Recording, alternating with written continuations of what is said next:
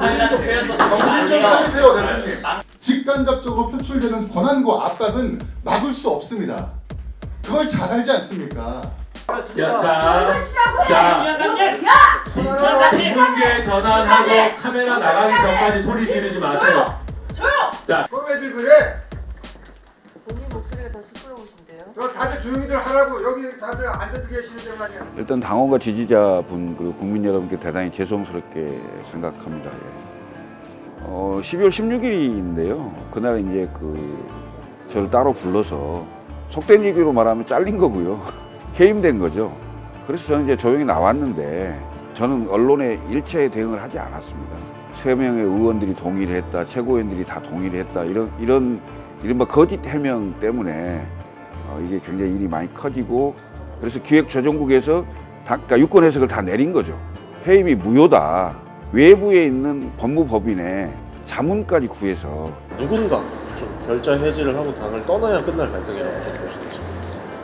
그래서 결단을 할 거냐, 아니면 당원들의 총의를 물어서 결론을 낼 거냐, 이 둘 중에 두 가지 방법밖에 없다, 이렇게 보여집니다. 근데 그게 무슨 당을 떠나고 안 떠나고의 문제는 아니라고 보여집니다. 근데 사실 이렇게까지 다퉜는데 허나 대표가 잔류를 할 수가 있어요. 당에 있을 거라고 봅니다. 당에서 무언가 역할과 활동을 하셔야죠. 왜 이렇게 이준석 대표 의원이 가는 곳마다 이렇게 분열이 일어나냐 이러면서 비난하시는 분들이 계세요. 사실 좀 쓴소리일 수 있겠지만 어느 정도 선거라는 건 사실 당분 뽑는 분들도 상당히 많기 때문에 당이 좀 뒷받침을 해줘야 되는데 13일 월요일에 그 공개 최고위 지켜보면서 좀 이러면 안 되는데 라든지 어떤 생각이 좀 드셨나요? 일단 당원과 지지자분 그리고 국민 여러분께 대단히 죄송스럽게 생각합니다. 그런 모습 안 좋죠. 당연히 그렇게 해서는 안 된다고 생각을 합니다. 그런데 이제 각자가 생각하는 바를 당원과 국민들에게 한 번은 알려야 되겠다. 그런 생각들이 좀 있었던 것 같은데 앞으로는 그런 일이 없도록 해야 되겠다, 이런 생각을 하고 있습니다. 경위가 어떻게 된 건지 사실 당사자인 총장님한테 좀 들어보고 싶었거든요. 12월 16일인데요. 그날 이제 저를 따로 불러서 말씀을 하셔서 저는 이제 속된 얘기로 말하면 잘린 거고요. 해임된 거죠. 그래서 저는 이제 조용히 나왔는데 그 다음 날인가요? 이제 언론 기사가 단독으로 나오면서 이제 거기서부터 이게 증폭되기 시작을 했는데 저는 언론에 일체의 대응을 하지 않았습니다. 하지 않았는데 이제 3명의 의원들이 동의를 했다, 최고위원들이 다 동의를 했다, 이른바 거짓 해명 때문에 이게 굉장히 일이 많이 커지고 급기야 이제 저의 경질 사태로 인해서 사무처 당직자들이 그동안 누적돼 왔던 내용들이, 그러니까 이른바 허은하 대표의 리더십에 관련된 얘기들을 노조가 쫙 얘기를 했죠. 그러면서 이제 이게 판이 확 커지는 상황이 생겼습니다만은 결과적으로는 저는 대표의 리더십이 문제다, 이렇게 보여집니다. 다른 여러 얘기를 하고 싶지는 않습니다만은. 잘렸다고 표현하셨는데 네. 그게 불러서 이렇게 하셨다고 네. 했잖아요. 네. 그게 그냥 어떤 절차라든지 의결이라든지 그런 절차가 없이 그냥 네. 1대1로 불러놓고 네. 그냥 구두로 네. 그만 해주셔라. 네. 이렇게 된 거예요. 네. 총장님 해임이든 정책위의장 해임이든 당원 당규에 따르지 않았다는 말씀이시죠? 그렇습니다. 그리고 이제 이런 분쟁이 생겼을 때 당원 당규의 유권 해석 권한이 어디에 있느냐? 저희 당원 당규에 보면 유권 해석 권한은 기획조정국이라고 당 사무처 기획조정국에 있습니다. 그래서 기획조정국에서 최근에 최고위원 회의의 결과, 그리고 사무총장 정책위 의장 해임에 대한 입장, 그러니까 유권 해석을 다 내린 거죠. 다 내려서 해임이 무효다. 그리고 이것을 보다 신중하게 하기 위해서 외부에 있는 법무법인의 자문까지 구해서 한 거죠. 누군가 좀 결자 해지를 하고 당을 떠나야 끝날 갈등이라고 좀 보시는지. 당을 떠나고 이럴 일은 아니죠. 왜냐하면 저는 이런 그 혼란상이 해결이 잘 안 될 때는 당원들의 총의를 물어야 된다고 저는 생각합니다. 그래서 당원들의 총의를 물어서 하는 방법이 하나 있고, 또 하나는 정치적 지도자들의 결단이 필요한 거죠. 이런 상황에서는. 그래서 결단을 할 거냐, 아니면 당원들의 총의를 물어서 결론을 낼 거냐, 이 둘 중에 두 가지 방법밖에 없다, 이렇게 보여집니다. 근데 그게 무슨 당을 떠나고 안 떠나고의 문제는 아니라고 보여집니다. 예. 근데 사실 이렇게까지 다퉜는데 네. 허나 대표가 잔류를 할 수가 있을까요? 어떤 선택을 하느냐에 따라 다르겠죠. 예. 그리고 저는 당에 있을 거라고 봅니다. 예. 당에서 무언가 역할은 역할과 활동을 하셔야죠. 예. 인터넷 여론을 보면은 왜 이렇게 이준석 대표 의원이 가는 곳마다 이렇게 분열이 일어나냐 이러면서 비난하시는 분들이 계세요. 이런 비난들에 대해서는 좀 어떻게 반박을 좀 해주십시오. 이게 그렇게 모는 거죠. 예. 그렇게 모는 거라고 보여지는데, 이준석 의원이 가는 곳마다 이렇게 분열하는 건 아니죠. 그러니까 저는 국민의힘에 있을 때도 뭐 이렇게 친윤들과의 어떤 다툼 그런 거에다가 빗대는 것 같은데 뭐 그런 비난들에 대해서는 어떻게 반박하거나 대응할 가치는 없다고 이렇게 보시는 건가요? 싸가지론이라든지 뭐 이런저런 많은 비판에 대해서 우리가 겸허히 고쳐 나가고 또 다시 보다 더 성장해야 될 부분이 있다면 그거에 대해서는 수용을 하고 저는 발전해 가야 된다. 모든 개인이 다 마찬가지 아닌가요? 개인도 그렇고 조직도 그렇고 어떻게 완벽할 수 있겠습니까? 특히 아주 젊었을 때 실무자가 아닌 지도급 위치로부터 정치를 시작했기 때문에 그것으로부터 오는 그 본인의 여러 가지 압박감 같은 것도 굉장히 많았을 수 있어요.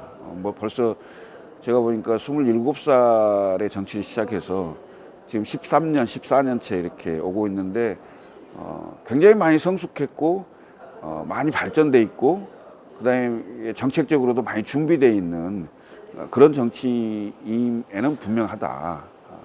그렇게 보여집니다. 그래서 극복해 나가고 성장해 나가야 될 부분도 분명히 있을 것이다라고 저는 보여지고요. 그건 결국 실력으로, 능력으로, 리더십으로 보여줘야 된다 이렇게 생각합니다. 예. 그러니까 그런 건설적인 차원에서의 비판이라면은 이렇게 발전의 이렇게 동력으로 삼겠지만 예. 단순 예전에 나오던 그런 싸가지론 약간 이런 차원의 그냥 단순 비난이라면은 그냥 넘길 수밖에 없다. 아니 그냥 뭐 어떤 그 예를 들면 좌표 찍어서 몰이하고 그 막 이런 식으로 하는 거에 대해서 지금 건설적인 그 비전과 새로운 대한민국을 꿈꾸는 많은 그 정책과 메시지와 뭐 전략과 이런 것들을 그 많이 내놔야 되기도 바쁜데 뭐 일일이 그렇게까지 할 필요가 있나 이런 생각이 드네요. 사실 좀 쓴소리일 수 있겠지만 어느 정도 선거라는 건 사실 당구 뽑는 분들도 상당히 많기 때문에 네. 당이 좀 뒷받침을 해줘야 되는데 당 지지율이 사실 4에서 5% 정도로 좀 당구 상태잖아요. 네. 이 문제는 좀 조기 대선 안에 해결이 될 수 있을까요? 결국 대통령 선거는요. 대통령이 누가 될 것이냐, 시대 정신을 누가 담을 수 있느냐, 이거에 인물에 굉장히 크게 이제 부각되는 상황이기 때문에 특히 이번은 조기 대선, 그러니까 비정상적인 대한민국을 정상화시켜야 되고 또 일찍 늙어버린 대한민국 사회와 경제를 다시 비상하게 만들어야 되는 그런 지도자가 누가 적합할 거냐, 또 그런 소구력을 얼마만큼 국민들에게 비전과 메시지를 줄 수 있느냐, 이거에 따라서 좀 달라진다고 보여지고요. 그다음에 정치적 세력의 형성은 당의 크기가 아니고 그런 뜻에 정치에 동의하는, 새로운 정치에 동의하는 많은 분들이 함께 하게 된다면 이 당의 작은 모습도 극복이 가능하지 않겠나 이렇게 생각합니다. 근데 뭐 지지층 결집, 뭐 과표집 이런 말씀을 하셨지만 그래도 이 40%라는 수치가 만만치 않은 숫자고 민주당도 사실 위기감을 느낄 정도잖아요. 네. 이 추세가 좀 사실 계속된다면 좀 이준석 의원이 자신했던 다자구도에서의 대선 승리 네. 이게 좀 어려워지는 게 아닐까요? 방금 제가 말씀드렸듯이 탄핵에 찬성하는 그 여론이 한 65에 70 정도, 탄핵에 반대하는 여론이 25에서 한 30 정도, 이 정도 구도거든요. 그럼 이 상황에서 탄핵이 인용되는 상황이 생기면 결국 윤석열 대통령은 페이드아웃 되잖아요. 화면에서 안 보이는 상황이 생기잖아요. 그러면 중도층의 여론이 이재명을 향하는 상황이 생길 거란 말이죠. 그러면 결국은 이재명에 대한 비토도 상당히 커질 거고, 저는 이렇게 보이거든요. 결국 탄핵된 대통령을 배출한 정당의 후보가 대통령이 되는 길은 쉽지 않을 것이다. 이런 국민들의 판단이 있을 거고요. 더군다나 이재명 대표는 민주당 내의 상수입니다. 당내 경선을 했을 때 이재명 후보를 넘을 수 있는 사람이 없어요. 그럼 거의 대부분 그 이재명 대표가 후보로 나올 것이라고 예측할 수밖에 없는 상황이잖아요. 그러면 이재명 대표에 대한 비토, 이게 커지면 결국은 국민의힘의 후보가 이길 수 없을 거라는 그런 여론과 이재명의 비토 세력, 이곳이 바로 제3세력 이준석 후보가 함께 할 수 있는 그런 세력이 될 것이다. 그래서 저는 3자 또는 4자 구도에서 충분히 국민들과 함께 새로운 세상을 한번 꿈꿔볼 수 있지 않겠나.